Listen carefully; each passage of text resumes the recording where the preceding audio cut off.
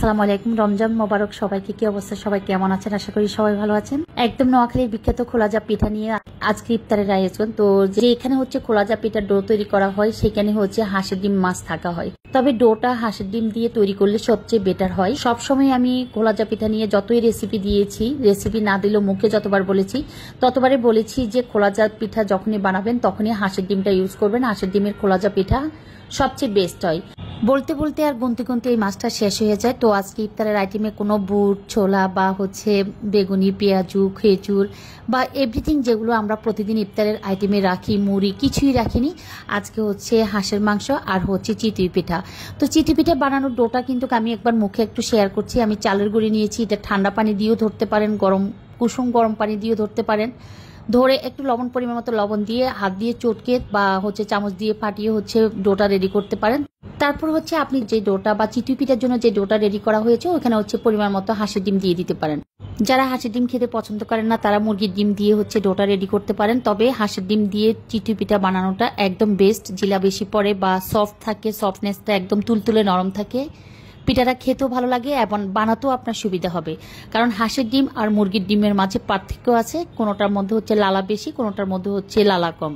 যেমন হাঁসের ডিমে হচ্ছে কুসুমটা বড় থাকে, লালা কম থাকে, আর মুরগির ডিমে হচ্ছে লালাটা বেশি থাকে, কুসুমটা ছোট থাকে। তো দুই দিকে দুই পার্থক্যের কারণে হয়তোবা আমার উপলব্ধি হচ্ছে যে চিতই পিঠার ডোটা এমনই হয় যেমন হাঁসের ডিম দিয়ে বানালে সফট হয়। আসলে রমজান মানেই হচ্ছে বুট, পেঁয়াজু আর হচ্ছে বেগুনি বা হচ্ছে অন্য রকমের রুচিসম্মত খাবার। তো এই খাবারটাও কিন্তু ইফতারিতে বা ইফতারের আইটেমে রাখলে অসুবিধার কিছু নাই। আসলে একদম রুচির ব্যাপার বা মন মানসিকতার ব্যাপার। তো সবার সাথে আলাপ করেই হচ্ছে বাসায় আজকে চিতই পিঠা আর হচ্ছে হাঁসের মাংসটা রেখেছি। তো এখানে হচ্ছে যেহেতু আজান দিয়ে দিয়েছে, তো এদিকে হচ্ছে সবাইকে আমি ইফতারের টেবিলে ইফতার দেওয়ার জন্য চিতই পিঠা আর মাংস এখন সবকিছু দিয়েছি। আর আমি হচ্ছে লাস্ট কয়েকটা ডো থাকাতে অল্প একটু ডো ছিল, চুলার উপর থেকে নামিয়ে নিলাম, গরম গরম খেলাম, নামাজ পড়লাম। তারপরে হলো তো সারাদিনের ক্লান্তি দূর করার জন্য সবার জন্য বা সবাই সতেজ হওয়ার জন্য হচ্ছে রং চা, দুধ চা, দুই আইটেমের দুধ চা বা রং চা বসিয়ে দিলাম। দুই আইটেম বলতে এক প্রকারের রং চা, এক প্রকারের হচ্ছে দুধ চা। তো এই তো চাগুলা করছি একদম মনোযোগ দিয়ে। চাটা হচ্ছে একটু ক্লান্তি দূর করার জন্য। আসলে যাদের অভ্যাস নেই তারা না খাওয়াটাই বেটার। তো এখানে হচ্ছে কেউ গ্রিন টি দিয়ে চা খাবে, কেউ হচ্ছে চিনি ছাড়া খাবে, কেউ হচ্ছে লেকার দিয়ে খাবে। আর আমাদের জন্য হচ্ছে দুধ চা হচ্ছে চিনি ছাড়া, চিনি দিয়ে সব রকমের চা বানিয়ে নিচ্ছি।